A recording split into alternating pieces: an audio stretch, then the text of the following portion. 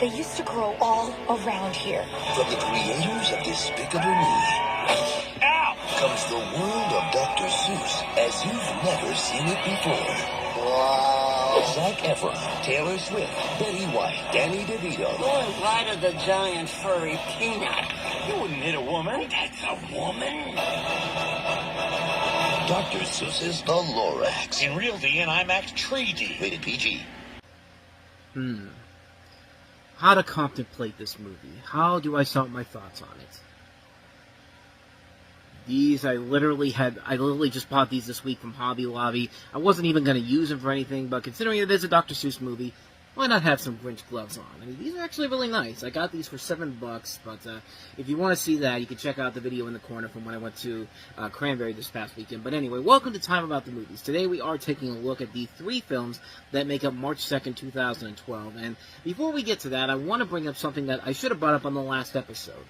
Last week, the last episode we did was February 24, 2012, which means that we have now officially entered 1 decade left of this show for me to do. I started this back on February 24th of 2022, and the plan was specifically to just do every movie from the time I was born to the time I started the show. So we are not too far away from this coming to a close. We still have a long way to go. We still got 10 years worth of films to look at, but I did the math, and if we continue on this pace, the schedule I have already set up, we should be completely done with the show by the end of 2026, right as the new year of 2027 is about to begin. So, fingers crossed we get to that point. But anyway, let's talk about the Lorax. And why not? We'll keep the gloves on for this, because what the heck. A 12-year-old boy, voiced by Zac Efron, searches for the one thing that will enable him to win the affection of the girl of his dreams, voiced by Taylor Swift. You know, this is back before she became oversaturated garbage, but to find it, he must discover the story of the Lorax, voiced by Danny DeVito, the grumpy yet charming character who fights to protect the world because of his world being told by the Onceler, played by Ed Helms. It's done by the same people who did Despicable Me and Hobbit. This actually was their first fully CG animated film since Despicable Me, so, you know, there's a lot of pressure on them to deliver a similar hit to what they did with Despicable Me, because Hop wasn't the biggest overall hit overall. It was a hit in general, but nowhere near as big as Despicable Me was the summer before it. But this one definitely was a bigger hit than Hop was.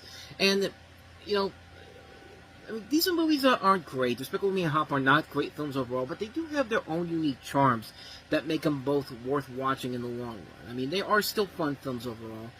And unfortunately, this saying cannot be said for the Lorax. I did a video not too long ago talking about my 30 worst movies of all time, and this was tied with the Cat in the Hat for the worst for one of those movies. I think it was 25. I think I had that. But I have the video too. If you want to go check it out, there's a link in the corner. But here's the biggest problem with the movie. First off, the Lorax is hardly in the movie, and I hate when the title character doesn't get the main focus of the film's attention. The Lorax is only in half of the movie. It's like doing that Tom and Jerry movie from the 90s and forcing both Tom and Jerry down to supporting roles in their own movie. It just doesn't work. Secondly, this has the exact same problem that Horton Hears a Who had, where it doesn't know when to take it slow and settle down. It needs to be loud and vibrant so the kids will not... It's because kids will not understand what's going on if there isn't gigantic loud noises coming in the background. Like, this thing is way too obnoxious, it's way too loud, and it's just... Stuff happens in here that makes no sense whatsoever. They have a funeral for a tree. The Onceler opens up a bag of marshmallows and the animals start dancing around in slow motion because it's a 2000s kids movie and we gotta have all these people, and we gotta have a dancing number because the kids need to be distracted by the fact that they're seeing a less than spectacular movie. I mean, they never give a clear explanation of why the Onceler decides to turn evil and does it through a pretty bad song overall. Like, I know a lot of people like this movie and like the Onceler in particular, but I'm sorry. This is not a well-written character whatsoever. Even the voice actors aren't that great. Zac Efron and Taylor Swift aren't really stretching these acting chops that they have. I mean, Zac Efron's being Zac Efron, Taylor Swift's just being Taylor Swift. Rob Riggle's playing the standard jackass, and Betty White's being Betty White because we were on this Betty White resurgence back in the day. And I love Betty White, but you can't just hire Betty White to just be Betty White. You gotta have her something, give her something to do. That's why Hot in Cleveland was so successful after that show went premiere. But there's nothing in there for this movie to work with them at all. And the biggest problem of it all is that there's just way too many pop cultural references in this movie. This has got to stop becoming a thing. They got disco music playing for no reason whatsoever, coming from a plastic tree. Like, again, it just feels like you're sitting there just watching this pander to the lowest common denominator.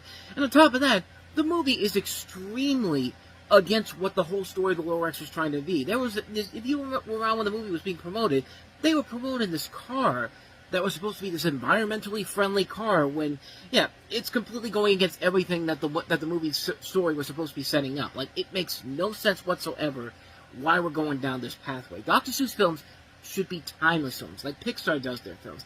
There are books that we've grown up with kids. I mean, and the appeal of the kids these days have gone way downhill, let's be honest, but you gotta stop throwing in these pop culture references and this stuff. Like, it's getting ridiculous. There are some good things about the movie. There are good things about it. I think the animation overall is really good. Like, this is what I think of when I think of a Dr. Seuss movie. Like, after the disappointment of The Cat in the Hat, theater, Dr. Seuss's wife basically said, do not make another live-action remake of one of my husband's stories. Go animation-wise. And Horton Hears Who had to go like great animation to it. This has good animation to it, too, but the difference is between this and Horton Hears Who. Horton Hears Who was at least trying to do something story-wise, but no, this thing just goes all over the map. But the animation overall is really good. Danny DeVito and Ed Helms are really the two people in here that are giving it their all. Danny DeVito fits well as the Lorax in here. Ed Helms, I think, is doing a good job as the Onceler, doing two different versions of a character, like the Onceler's regular self and the older, scruffier version of him. They are the strongest performances of the movie. The film is also really short, too. Like, it's a movie that's about... It says 95 minutes for the runtime here, but I swear, it feels like it was less than that, about like 75 minutes when I first saw it the first time. It's just like, because I think I got out of there at like the time of the theater when I went to see this was like 1:30, and I got out of there around 3:15. It's just like that was not an hour and a half long. I mean, that did not feel like that. Like, the film is really short, and it just is, it's a good runtime. It's paced well enough, but I just wish there was a much better story to work with here, and not just predictable characters, lackluster material in terms of what they add in here. It just didn't work. It's a movie that I really wanted to like, and I just found nothing of value to it whatsoever. I think they were on the right path, though. The animation was good. Some of the voice acting from the leads are very good, specifically Danny DeVito and Ed Helms, but they needed that spark to really give us something unique and fun to watch, and I think they found it a couple years later with The Grinch. I know a lot of people don't like the 2018 Grinch movie, and and there are definitely some things about it I don't like about it per se compared to the Jim Carrey version, but that one at least was working a whole lot better than this movie did. I thought that film was much more enjoyable than this one was. It was more creative in that one, so I'll talk more about that when we get to 2018, but that movie is definitely better than this right here. So The Lorax, yeah, not a good film.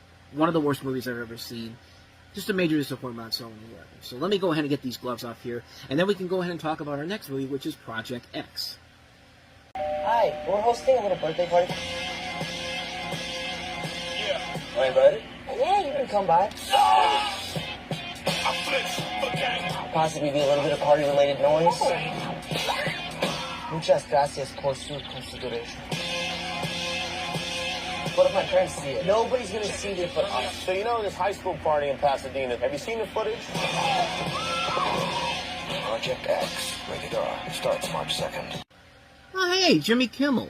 How fitting, yes, that today ABC announced that they are pulling the suspension that he had indefinitely for Jimmy Kimmel, who's coming back tomorrow on the show, which, that whole thing was such a BS move by them, trying to appease the current administration, but I touched on that on the Reviewing Network Live, so go check that out on the other channel. It's up there right now, but anyway, this isn't about Jimmy Kimmel. This is about Project X. The plot follows three boys: Thomas, played by Thomas Mann; Costa, played by Oliver Cooper; and JD, played by Jonathan Daniel Brown. Three friends who plan to gain popularity by throwing a party, a plan which quickly escalates out of control. And this is a found footage movie, and that means that, this is a film that, kind of like with Chronicle this month before, it's a movie that is definitely taking the found footage format that had made popular with the horror films for the last couple of years and applying it to other forms of genres. Like they're doing it with superhero movies last month with Chronicle, and now we have one with a comedy. And I like to think of this as the Ed, and Eddie movie, because really, this movie literally feels like what Todd Phillips would make if he was to make a raunchier, more adult-friendly Ed, and Eddie movie, because you can look at all three of these guys, and for some reason, I think of Ed, and Eddie. I think it's JB as Ed, Thomas as Double D, and Costa as Eddie. I mean, maybe that's just me thinking it, but that's what I thought of when I watched this for the first time. I was just like, man, this feels like the Ed, and Eddie movie in live-action form. Like, Like, I don't know. I mean, check it out and see if you agree with me. But the movie itself, overall, I think it's a very interesting film. And it does have a lot of really solid, funny moments. The first half of the movie, it's essentially a gross-out comedy in the vein of the American Pie movies. But then the second half, particularly in the last 20 minutes, this party goes insane, over the top. The main guys from the Hangover will look at this party and go like, God damn, man, like, simmer down. Like, I mean, we partied in Vegas and Bangkok, and this is just too much for us. Like, it's that insane. Fires start breaking out. You just look at this and go like, holy crap, this is intense. The found footage is actually used really well here. They do have a decent explanation to why there's so much found footage of this. And it's a movie where the over-the-top comedy really doesn't happen until the last 20 minutes. And then, but the ramp-up to it is really good. It's well done. Like, it starts off as a simple high school party, and then it just eventually, as the night goes on, gets crazier and crazier and crazier. This isn't a breakthrough comedy by any means necessary, but it does use the found footage element for good. And sadly, I don't think a lot of other movies use this for other genres. I think they went strictly back to going to the horror movie cesspool, which, I mean, I would have liked to see more comedies, more movies like this in the found footage style. I think there's so much more you can do with that in general, but I think this was the last one, unfortunately. And I do say unfortunately because this one really works. It's very funny. It's very well done. It's a lot of fun. I really enjoyed Project X a lot. So with all that said, let's go ahead and move on to our last movie that we have here, and that is Tim and Eric's $1 billion movie.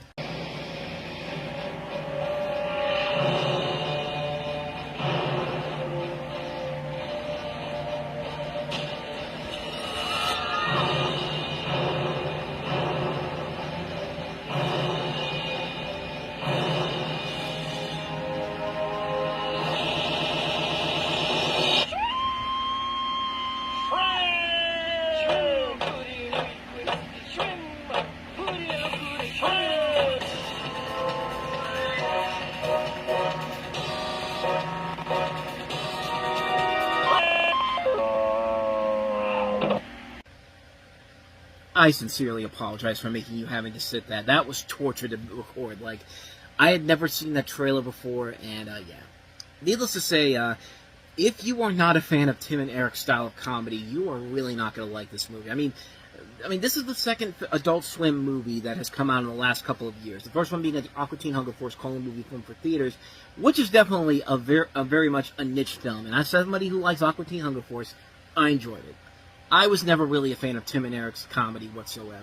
Like, I really looked at it, was just kind of like, yeah, this isn't for me. I think the funniest thing I've ever seen from them was when, you know, Tim and Eric are about to go on a vacation, and, I think it's Tim waiting for Eric to come by, and he's coming by with a van, he's saying, like, hey, over here, and then it just cuts to this, Eric walking out of there, and then the car hits him, and, like, his head just pops off, like, that's funny, and that's the only time I think I've ever laughed at Tim and Eric. Yeah, but this wasn't for me. They play fictionalized versions of themselves, and they're forced to reopen an abandoned mall to pay back a wasted $1 billion loan.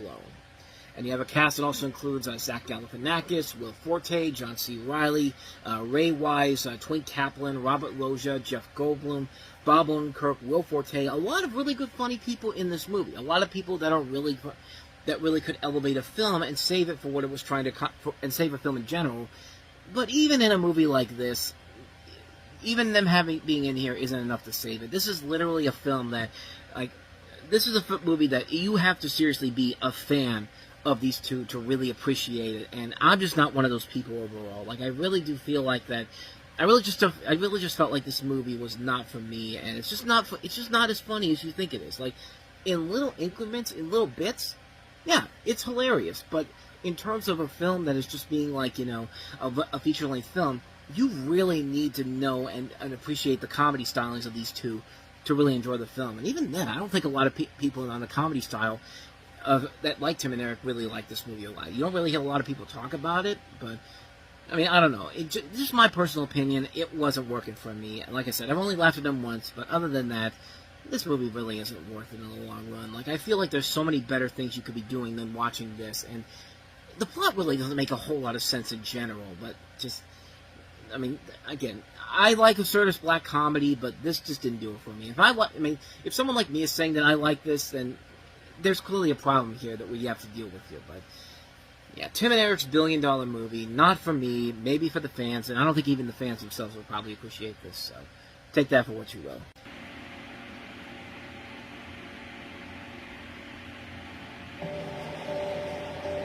Mr. Burroughs, I'm afraid I bring you sad tidings. Your uncle's passing was a shock to us.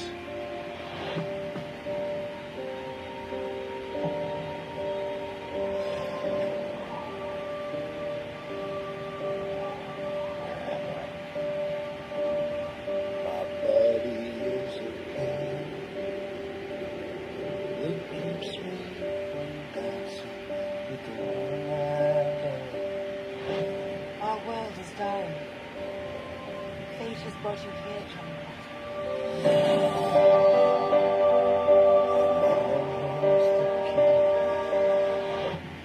You may be the only one who can save us.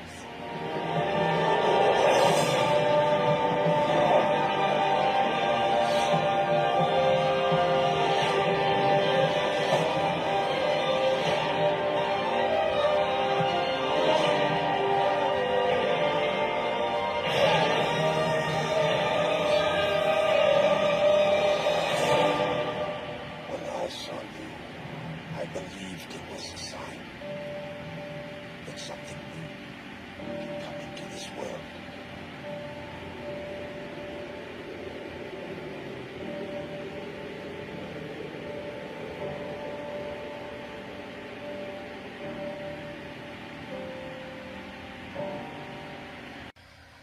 You know, good and well that Disney decided to say, you know, let's take up Mars off the name of John Carter of Mars, because, you know, we've had so many bad movies that have flopped on Mars. I mean, last year we had Mars Needs Moms, Mission to Mars. Just Mars is apparently box office poison, according to the Hollywood scene, apparently, because if you put Mars on the title of a movie, chances are it's not going to do well. And apparently it applies to movies that don't have the of Mars in the title, but because, yeah, this thing still pretty much bombed at the box office. But is it a bad movie?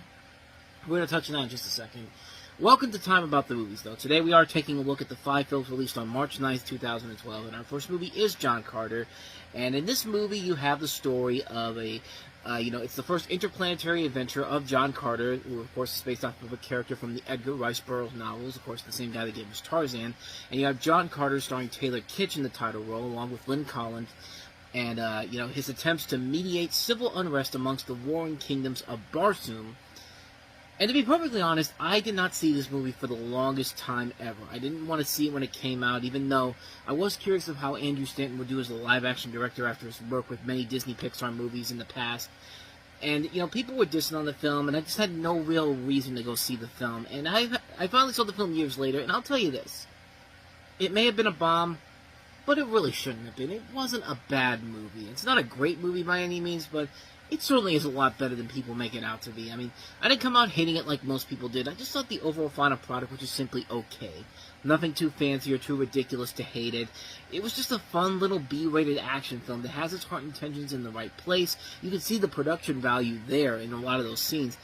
But it never takes that next level to become something groundbreaking or exciting that you would expect from this, especially with Disney behind it. Disney has been trying so hard to create the next Pirates of the Caribbean with so many blockbusters, and this one feels like they're right on the cusp of getting there. They're right on the cusp of getting it done, and then it completely bombs at the box office. This thing cost $350 million to make and had a budget like $263 million, and it ended up resulting in a $200 million write-down for Disney when the thing only brought back $284 million worldwide. I mean, and you can clearly see why in the script. And the script has a lot of good people behind it. You've got, Jim Morris, who wrote for... I'm sorry, I read that wrong.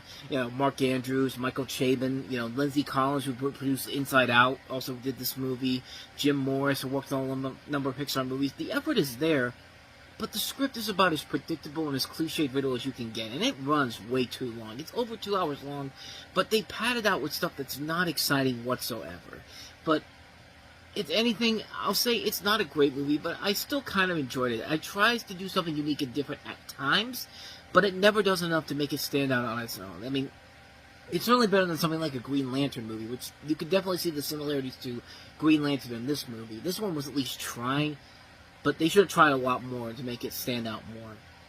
Sadly, it was really one of Disney's biggest flops at the time. I mean, there was a lot of movies that were putting out that were actually becoming hits, but just like this and Mars Needs Moms, big box office bombs, and essentially kind of sent Andrew Stanton back to the animation realm where he thrived there. So take that for what you will. So that's John Carter. So let's go ahead and move on to our next movie. It's Elizabeth Olsen in her first big leading role in a mainstream movie. This is Silent House. How long's it been since you were here? A long time. My dad's fixing the house up to silent.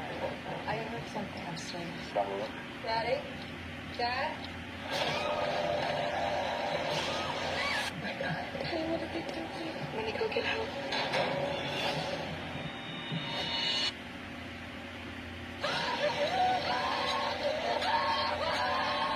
Why are you doing this to us? Silent House. Starts March 9th. Oh God, it's Jehovah's Witnesses. Run for your life, Elizabeth Olsen. I apologize for that, but yeah, this is a weird movie, man. Like, the trailer, the big selling point of the trailer was a scene where, Elizabeth Olsen's in the car. She looks back to see if someone's behind her, and there's nobody there. And then all of a sudden, she turns around. She's screaming because she sees somebody in front of her, and I could not figure out what she was even yelling about. Like, you can't even see the entity in various in the various scenes that I've tried to look at. I even tried looking it up before I watched this again. Before I got ready to talk about this again, I've tried to watch the trailer again to see if I could figure it out. You can't figure it out. Well, you can't figure it out. Like, you can't really see anything. I don't know if it's just because I'm watching it on a computer screen or I'm watching it on a television screen. I even had a Blu-ray. I think it was End of Watch that had that trailer on there. I could still never figure out what the hell she was even screaming at.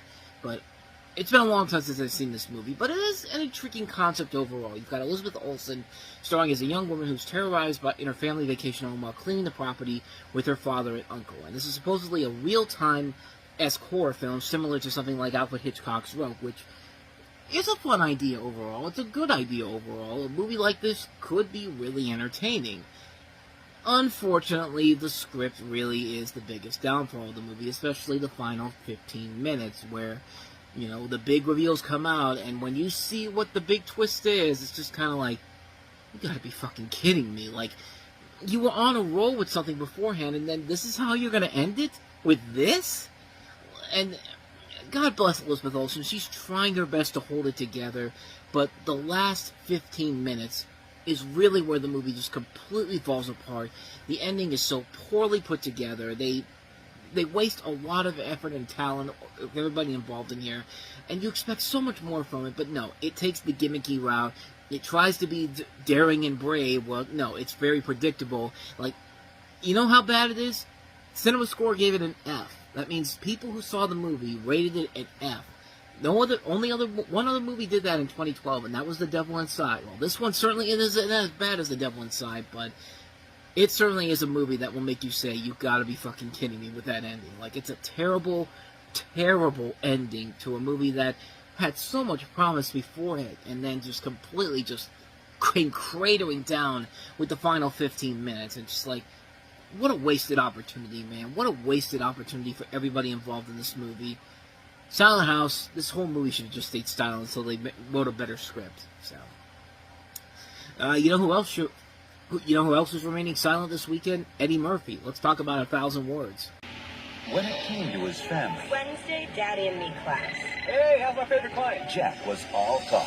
You only have 1,000 words left, and then I can die! Now, Jack, what? All of my talking is making you sick. he'll have to make every word I count. think I'm a fox. How about this? She thinks you're the devil, you jackass. Eddie Murphy, We're not what we used to be. Here, this'll spice things up.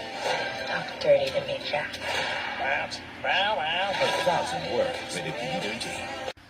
Oh, Kerry, why? Kerry Washington, why did you do this? You're better than this. Eddie Murphy is better than this. What the hell was this movie? I'll tell you what it was. It was a movie that was sitting on the shelf at Paramount for 4 years. But then Eddie Murphy was going to host the Oscars, and it was supposed to be this big comeback trail for him with Tower Heist and the Oscars.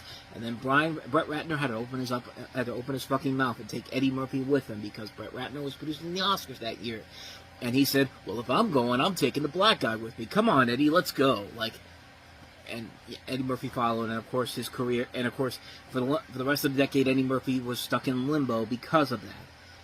But yeah, this movie was supposed to come out to help build the hype for that. But yeah, let's be honest. This was sitting on a shelf for 4 years at Paramount. One of the executives looked at it and said, "What's this movie here?" Well, Eddie Murphy's coming back. He's got Tower Heist coming out. He's going to host the Oscars.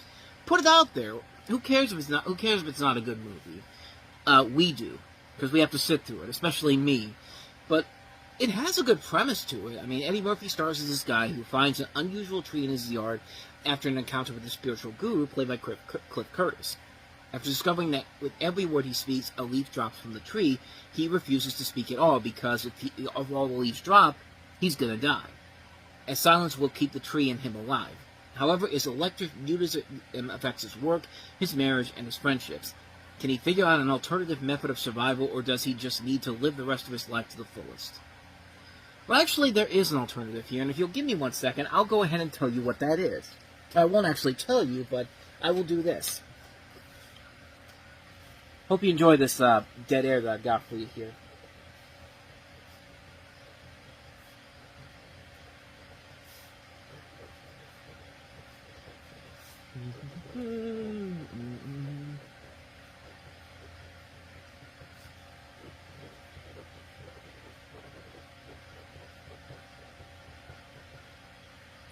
Hope you enjoyed that, but yeah, here's what Eddie Murphy should be doing throughout this movie. I just completely gave you the real thing that would have happened in this goddamn movie. Oh, slam dunk.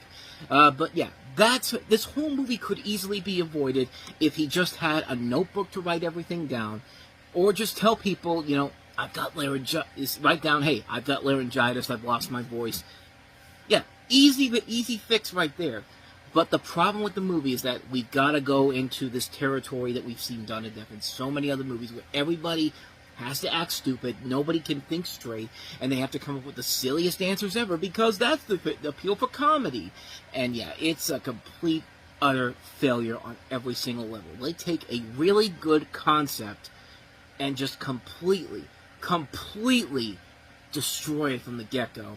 And I said at the beginning, like, Kerry Washington was coming off, she was going to have a big year with this year because Scandal was coming on the air, and that was going to become a big hit for ABC, and showed that, hey, she's actually a really damn good actress and really has a lot of worth in the world. She's completely wasting it here by being the person who has to be the one that has to play the stock character where, you don't love me anymore. It's just like, shut up. Like, I hate characters that I hate the badly written characters like this. Like, the dude is literally going to die if he keeps talking. And yet nobody can say that, but just write it down. Just write it down. Like, seriously, write it down and just get it over with. But I'm sorry, we can't do that because we wouldn't have a movie. That, according to our logic, you had this sitting on a shelf for 4 years. You spent $40 million on this pile of garbage. Fuck you. You don't get no sympathy from me with this movie whatsoever. You wasted all this talent on here. You got Clark Duke, you got Cliff Curtis, Allison Janney, Ruby Dee, Jack McBrayer, John Witherspoon. So many good people in this movie, and you wasted it on this pile of garbage. Like, this is unbelievably bad on so many levels. And this is the last thing Brian Robbins did as a director before he eventually went on to become one of the big guys at Paramount. And this actually was Eddie Murphy's last movie he made for 4 years. This movie literally killed his career for 4 years before he eventually came back in Mr. Church and essentially kind of began his latest attempt to bring back his career. And something I'm just noticing here as I'm looking at this, one of the producers on this is Nicolas Cage, which I think is kind of interesting because that makes me think that this movie was probably written for him, but they eventually basically gave it to Eddie Murphy because Nicolas Cage was obviously picking some really bad scripts of his own, which this should have been a match made in heaven. Two guys who can't pick good scripts, and they pick this pile of garbage here. But the biggest problem with the movie is the premise. I mean, there's potential for a really good premise here, but when you have Eddie Murphy, who is known for making you laugh with the way that he talks, having him completely silent, that was the biggest mistake this movie made right from the get-go. And a plot that could easily be fixed with one thing. Just have him have a notebook, have him have some paper, write the shit down, then your whole movie could have been absolutely avoided. Like, this movie was awful. This was one of the worst comedies I've ever seen in my life. A waste of everybody involved in it. It's not funny. The fantasy elements are completely garbage. There is potential for a good movie here, but sadly, the film takes the easy way out. It's easily the worst thing Eddie Murphy has made, and that's saying a lot. This is the guy that risked an Oscar for Dreamgirls to do Norbit. This is the guy that made Imagine That. This is the guy that made Meet Dave. This is the guy that wasted all these years to give us the Coming to America sequel nobody was asking for with Coming to America. This is the worst thing he's done. Plain and simple, no question about it. I hate this movie so much. This is absolute horse shit. Plain and simple. So, if anything, the people that really need to shut up are the people who said yes to this. Just shut up, man. Just shut up. I mean, I could play that song right now, but, copyright reasons. So, shut up, just shut up, shut up. Just like what people want me to do right now. Okay, I'll shut up and move on to the next movie. A much better movie, a much better comedy than 1,000 Words. Friends with Kids. Adam Scott and Jennifer Westphal are terrific. Have a baby. I don't think that two friends having a kid together is the worst thing that I ever heard. I will be 100% committed half the time. John Hamm, Kristen Wiig, Maya Rudolph, and Chris O'Dowd are just as funny as they were in Bridesmaids. Probably in hell. Friends with Kids, rated R. Wow, another kiss. Starts Friday. It's quite interesting that they actually do bring up the fact that half the cast is from Bridesmaids, because, controversial opinion, I like this a whole lot better than Bridesmaids. I think this is the better Bridesmaids movies than the Bridesmaids film we got last year. Try saying that 3 times fast, but this is Friends with Kids, and you have Julie and Jason, played by Adam Scott, and also, I believe, Jennifer Westphal, who directed this movie. More on that in a second. They've been best friends for years with no romantic interest in each other. He sleeps with someone new every few days, and she's looking for Mr. Right. Now in their 30s, they notice that their friends seem to lose all their good qualities when they have children. Children rearing and the spark of Eros doesn't seem to coexist. Eros. So they decide to have a child together, share in child rearing, but pursue their own romantic lives. Things go well until he meets Mary Jane and she meets Kurt. Both seem like perfect mates. What could possibly go wrong? Well, we wouldn't have a movie if that wasn't the case. And Mary Jane in particular is played by... I can't find the name. Mary Jane is played by Megan Fox, and Kurt is played by Edward Burns. In addition to Adam Scott and Jennifer Westphal, as I mentioned before, you got 4 of the stars of Bridesmaids: John Hamm, Kristen Wiig, Maya Rudolph, and Chris O'Dowd among the cast as well. And it's notable because this is Jennifer Westphal's first directorial effort since Kissing Jessica Stein, which was one of my favorite movies from 2001. 2001 or 2002. I could have sworn it was 2001. But one of those years. It's one of my favorite movies from that year in particular. And so I was really looking forward to watching this, and I really am glad I found it. It was one of those smaller movies you had to rush, you had to go find it somewhere, and I really am glad I did, because it is a really, really entertaining movie. It's a film that is very well done. The acting overall is top-notch. Everybody in here works very well. Megan Fox gets a chance to show that she's not just the sex pot, she was in Transformers and Jonah Hex. She actually gets a chance to act in this one, and she's not asked to do a whole lot, but certainly it's a lot better than some of the other films she's been involved in, per se. But, yeah, the movie overall is very funny, and it's really good to see that Westphal has not lost a beat as a director. And, she makes a movie that's just as good as Kissing Jessica Stein is. I mean, Kissing Jessica Stein, I think, is a much better movie, but this one is right up there in terms of great entertainment value all around. The acting overall is great. The comedy is really good. It's a nice slice-of-life, real-life movie that people can look at and have a good time with it. It's a very fun film. I enjoy it a lot. Friends with Kids is one you should definitely check out, plain and simple. So let's go ahead and take a look at our last movie that we have here, and that is Salmon Fishing in the Yemen. We need a good news story from the Middle East, a big one. We need it now. I have a client who has indicated a desire to introduce salmon fishing into the Yemen. This thing is a bloody joke. You must have faith, Dr. Alfred. Do you think it's going extremely well? I think this crazy enterprise might just come off. It's beautiful. Yes, yes. Salmon Fishing in the Yemen, in theaters March 9th. Ready. Which is funny because when you think of this movie, most people would think of this. These performances, the Emily Blunt. Salmon fishing. in the Yemen. Emily Blunt, always beautiful, always amazing. And when the salmon are coming out, and when the bad guy comes, when the bad guy comes, and the salmon's like,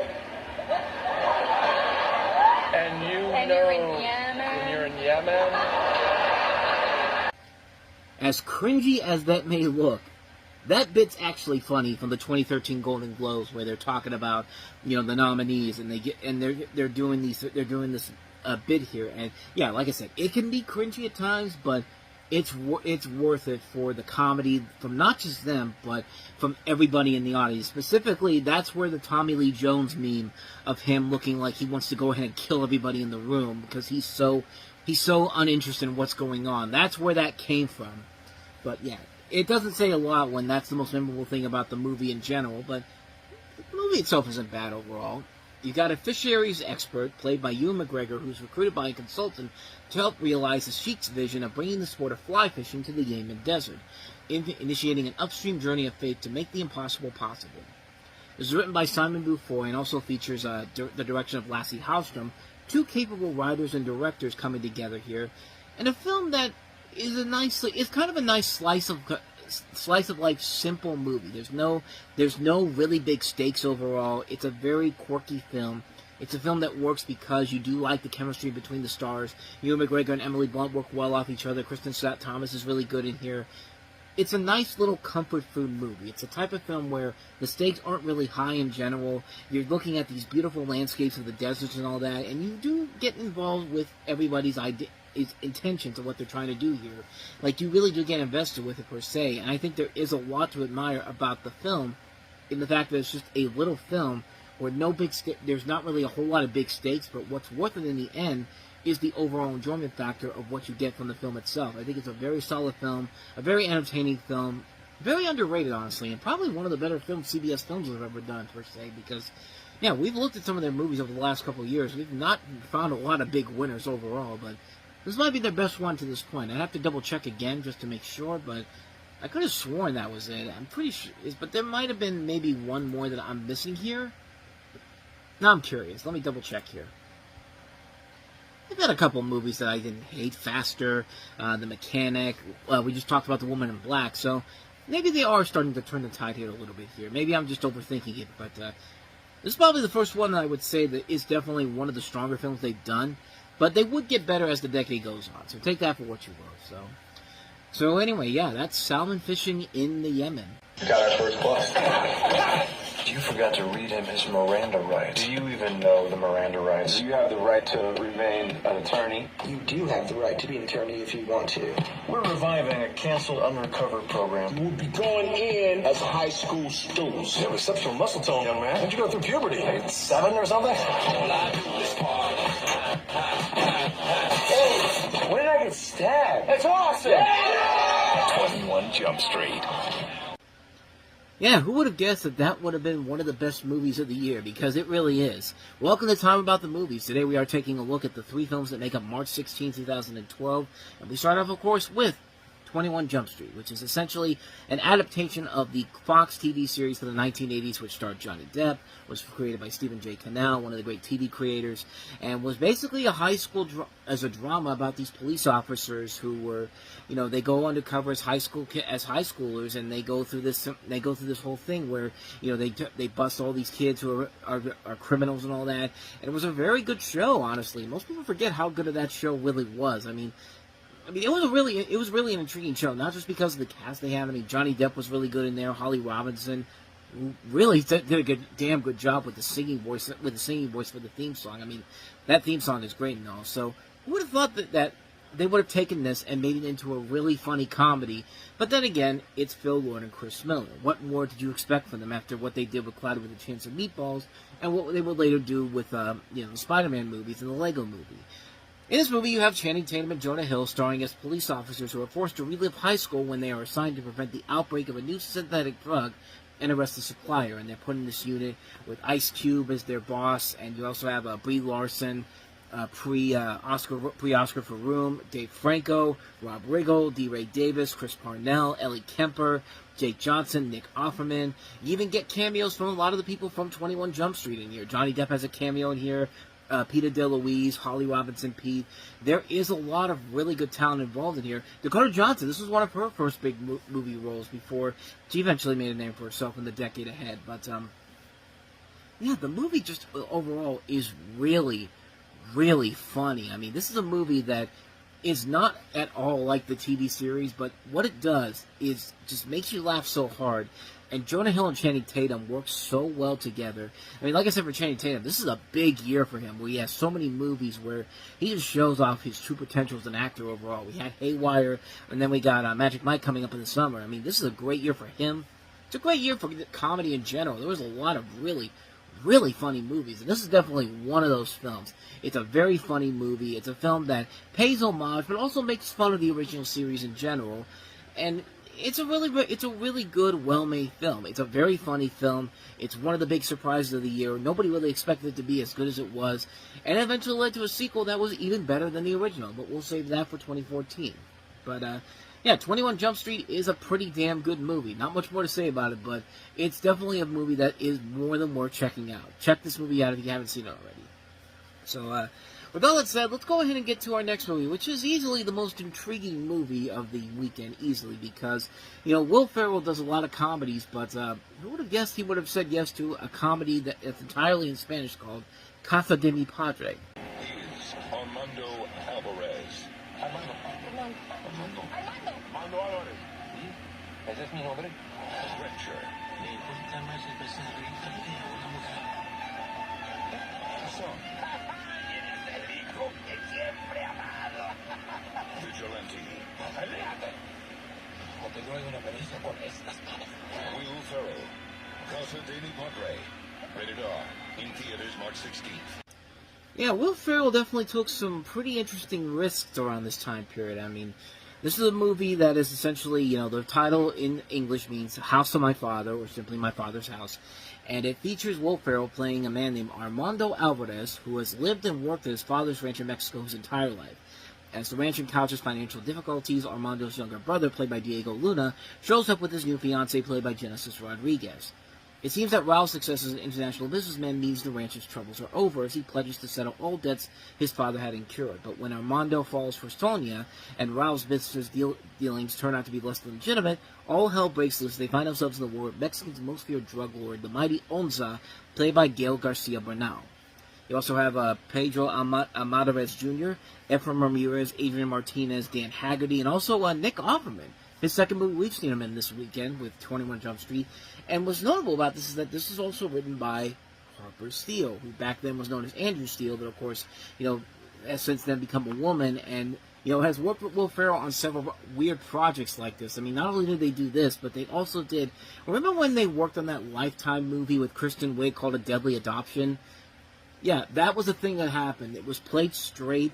It was a movie that did not work, but I give him credit for doing something that is so out of the ordinary and just went with it, man. I mean, that's the same thing with this movie here. This one is definitely better than that, but I can't say it's a great movie overall.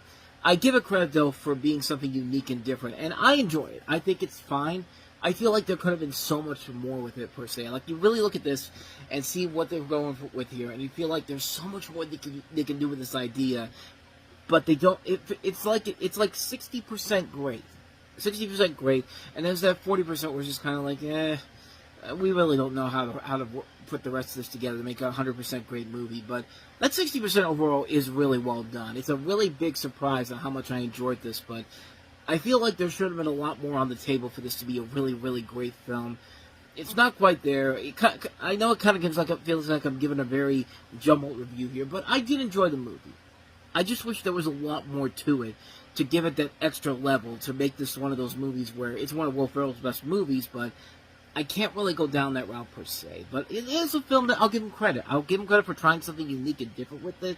It almost works, but not enough for me to give it a total recommendation. I would say rent it or watch it once. If it's on YouTube, it's one of those free things where you watch it and you see that it's free. I think you can enjoy and get a kick out of it there, but it's not one you're going to be want to It's not one you're going to want to be watching over and over again. let's just go with that. But for a one-time watch, I enjoyed it. Casa de mi Padre. So with that said, let's go ahead and move on to our next movie, and our last one actually, and that is Jeff Who Lives at Home. Hello? Jeff, what do you do in the basement? You really want to know? You didn't like it last time we had this Okay, conversation. no, you're right. I don't.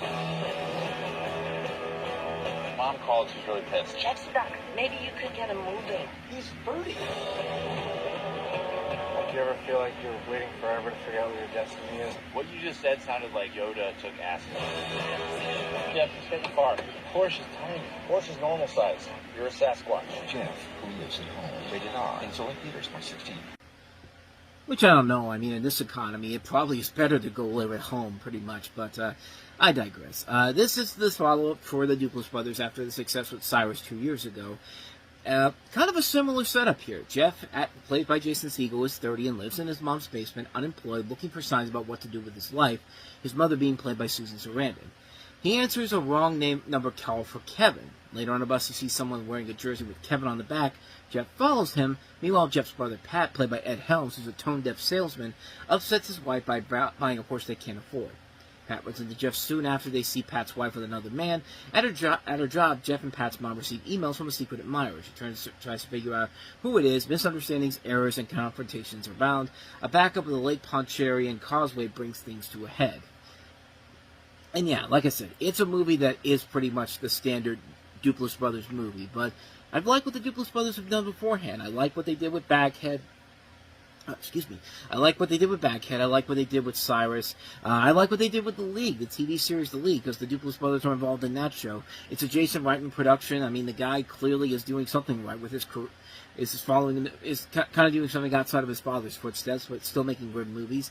This is a really good film. It's a very solid cast overall. You got Judy Greer in here as well. Rae Dawn Chong is in this movie. We haven't seen her in anything in a long, long time, and it's nice to see her back on the big screen overall. And it's a short movie. It's a very quick film. It's only about an hour and a half, and it really kind of runs through pretty quickly, where you're not really upset that you want to see more of it. Or got too little of it. It's at the right place and time where you can stop the movie where it is, and you are going to get a lot of value out of it. I think it's a really good movie. It's one that doesn't get talked about as much, but it really does show what Jason Segel's capabilities of as an actor are. Not just as this great comedic actor, but what we'll see later on down the road with stuff like Shrinking, and, of course, the stuff on How I Met Your Mother. It's definitely the better of his comedies that came out this year, because wait till we get to the 5-Year Engagement. That film was oh boy, that was a mess. But that's next month for movies to look at. But yeah, I overall enjoyed this movie. I think it's a ton of fun. I think it's a well-made film. Definitely worth checking it out. Definitely worth checking it out. Definitely worth checking it. Toy boat. Let's try this again. Jeff Who Lives at Home. It's definitely worth checking out. Okay? Okay, we're good.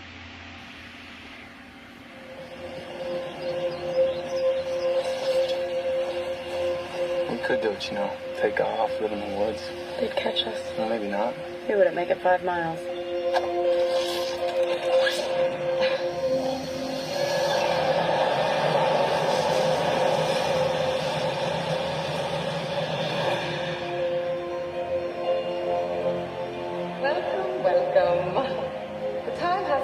To select one courageous young man and woman for the honor of representing District 12 in the 74th Annual Hunger Games. It's your first year, Prim. Your name's only been in there once. They're not going to pick you.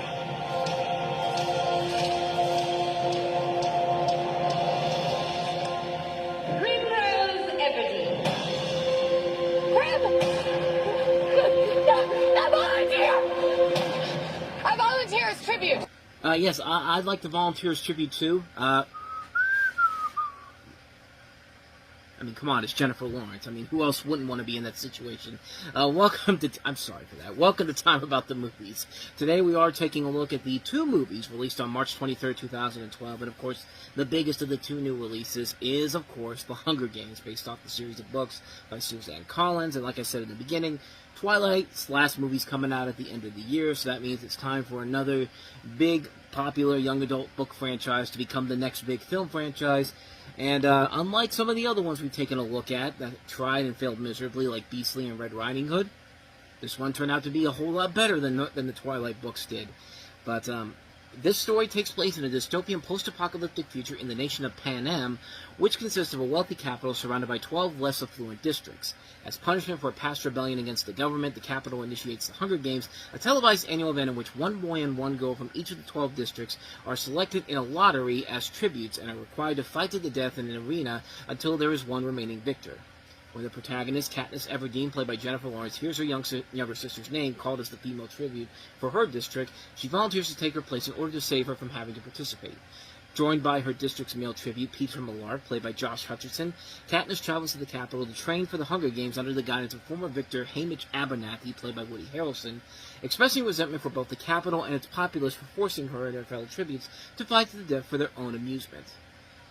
And yeah, like I said, this was one of those big surprises that I really did not see coming whatsoever. I mean, this was a movie that really was very, very well done. I mean, I really enjoyed the hell out of this movie. I thought it was very entertaining. You really do feel for a lot of the main characters overall. The casting overall is great. I mean, Jennifer Lawrence is really good in the movie, and I think Katniss Everdeen is probably one of my favorite recent female characters we've gotten. Like, you really do get behind her, and her, you know, she did everything. She's risking her own life to save her younger sister's life, but also the whole thing is that she's leading this rebellion against this event that happens every year. And it's a really good performance overall, and a very good year for Jennifer Lawrence as a whole. Who, of course, will later win an Oscar for her work in the Silver Linings Playbook, but we'll save that for later on at the end of the year. But excuse me. You know, Josh Hutcherson's really good too. I never thought he was a bad actor per se, but you know, in films like Bridge to Terabithia and Kicking and Screaming, he has definitely improved since then, which really isn't saying a whole lot because he. Good Lord, I don't know what's going on with me, but what I'm trying to say is he's gotten a whole lot better ever since those movies back in the day. But Stanley Tucci's actually pretty fun too, playing the talk show host, kind of Hunger Games announcer. The rest of the cast is also really good in here. Elizabeth Banks is pretty good in here. Woody Harrelson gives a good performance. Even Liam Hemsworth is actually not that bad. It moves at a good enough pace, too. It's a movie that is over 2.5 hours long, and yet it doesn't feel long. It didn't feel that long to me, especially considering my biggest pet peeve with blockbusters at that time was kind of like, you know, they're way too long. It's a movie that's over 2.5 hours long is way too much. This one surprisingly keeps you on the edge of your seat. I mean, it keeps you invested in the storyline, and you never realize that you're sitting in there for almost 3 hours if you're including trailers. The games themselves are also very thrilling to watch, too. You do get fascinated by watching this last act and seeing what's going to happen, you know, who's going to survive this, even though it's obvious they're not going to kill off the main leads because they're already signed on to future films. And it's the equivalent of episodes where, you know, episodes of The Simpsons where Homer's going to die, and, you know, they're saying you have 24 hours to live, and then it turns out that, you know, he's alive at the end because they wouldn't kill off the main character of a show like The Simpsons. You know, I'm sorry, I don't know what's going on with me today. I had Dairy Queen for dinner. Maybe that was it. But no, I'm fine. But yeah, if you don't know what I was talking about before, watch the September video I did for that up in the corner there. Still going on for the next couple of days for this year too, but I digress. In terms of things I really didn't like about this movie, it's just kind of nitpicky things. I hate it when they consistently kept saying, you know, may the odds be ever in your favor, like they're trying to make that the next big catchphrase. It's like when G.I. Joe says, knowing's half the battle 4 times in that movie, and then Transformers, everyone's got to say, like, you know, more than meets the eye. It just feels like you're forcing a line that you think is going to be the next buzzy thing, and it's just never going to happen, man. I'm like a Mean Girls, just like, stop making fetch happen. It's never going to happen. Like, stop making may the odds be ever in your favor happen, because it's never going to happen.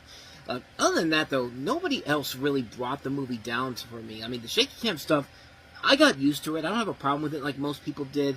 The best thing that I really liked about this movie, and it's definitely a really good thing about the film, is simply this.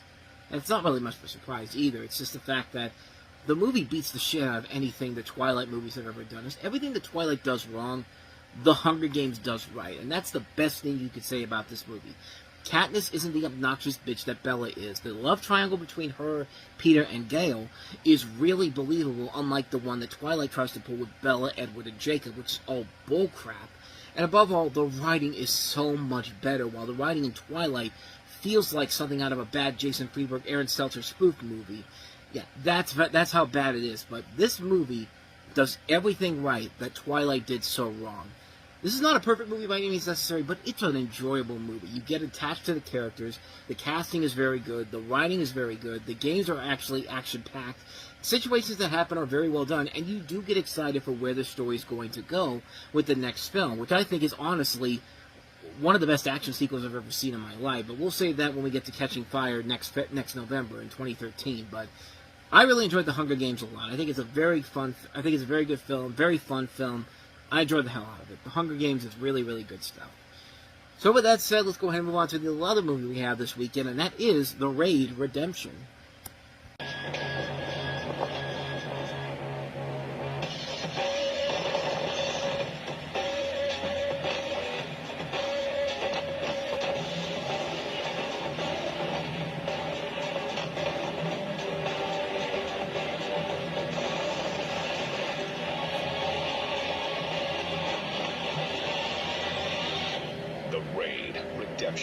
Rated R. Starts Friday. Only in theaters. Why does the announcer sound like a WWE announcer? It's like, now playing only in theaters, brother. Like it's like Hulk Hogan just came back from the dead, which technically wouldn't happen because he just died recently. But, yeah, you want to know how confusing this whole thing is? I thought this was a sequel.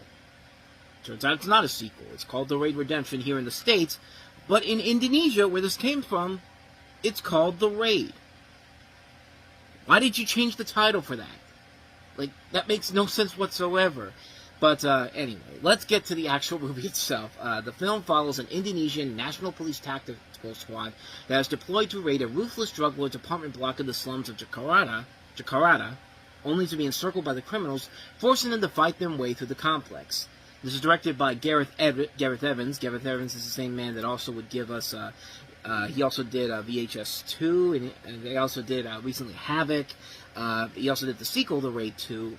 But, yeah, despite everything about the title and all that, this is actually a really fun movie. This is a really cool, slick action movie with a lot of really cool action sequences overall. It's amazing that... I'm actually kind of surprised that a lot of the people... that this guy hasn't gone on to direct other big action movies here in the States, like something like, you know, taking the stuff from David Leitch's route, like directing stuff like the John Wick movies and all that, but he hasn't directed anything of true noteworthiness except for the Raid 2 and a little bit from VHS 2. He recently just did Havoc, which looks like something that went straight to DVD, but I don't know, but I mean, I wish he would have done a big action movie, because this guy actually has a lot of potential overall. The action sequences are really cool to watch, the look of the film is slick and stylish. It's a really impressively done movie. It's a very engaging film. It keeps you on the edge of your seat. You really are impressed by what's going on here. The score overall is really good. I really enjoyed the hell out of it. I thought it was a really good movie overall. Definitely worth checking out. And we will eventually get to The Raid 2 in 2014, the real sequel to The Raid. Behold, the end of the world. There for what? Oblivion.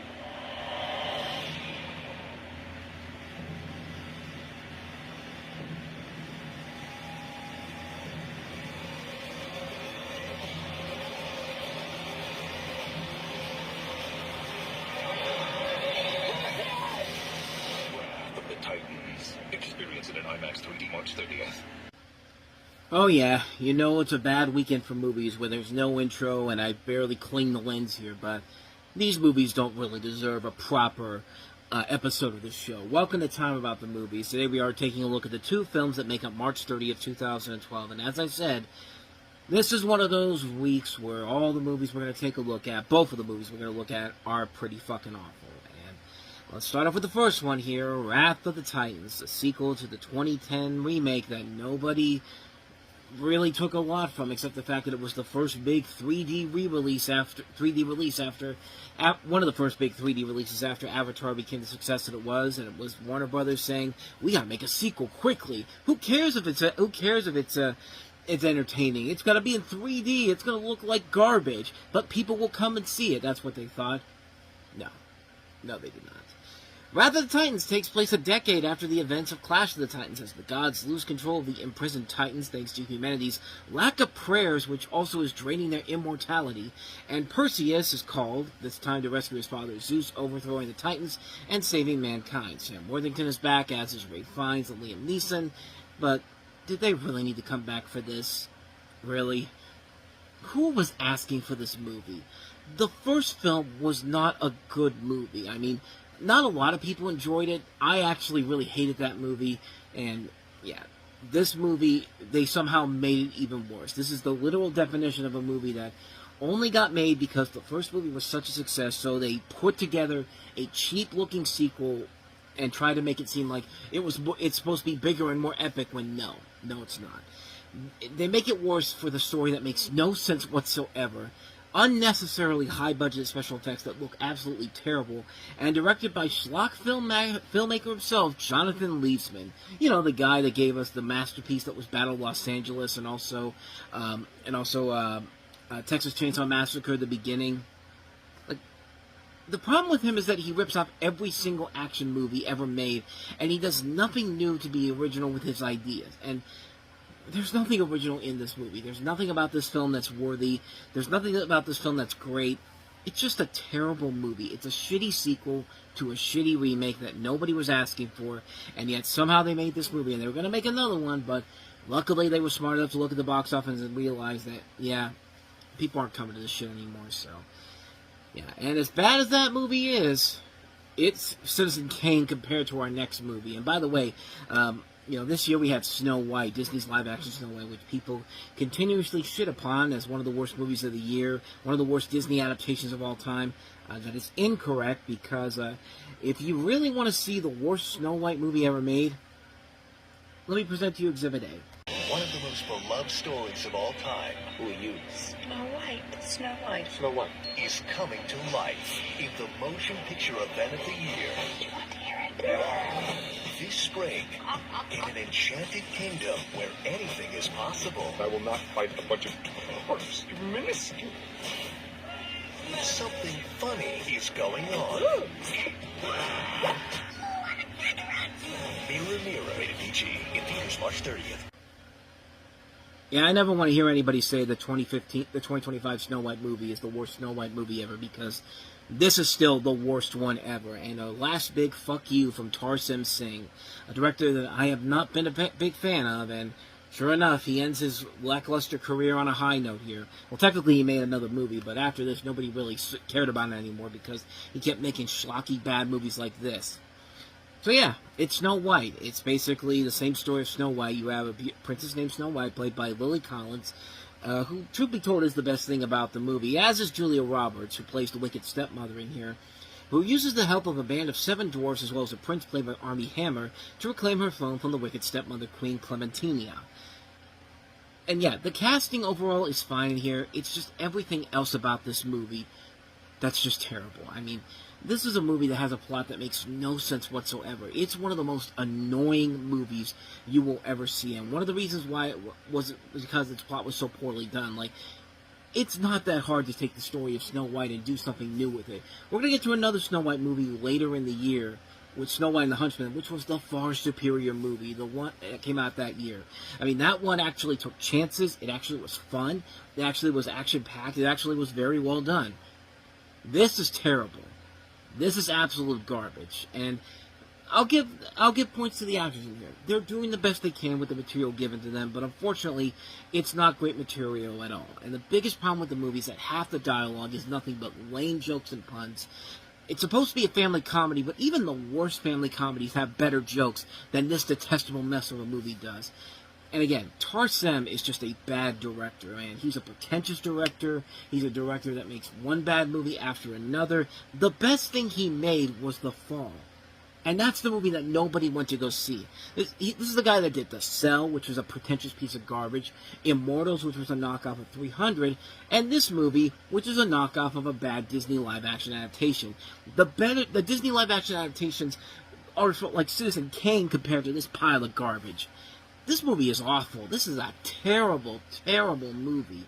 One of the year's worst movies, and sure enough, this and Wrath of the Titans actually made my worst of the year list for 2012. So, hey, what a great weekend for 2 of the worst films of the year to come out.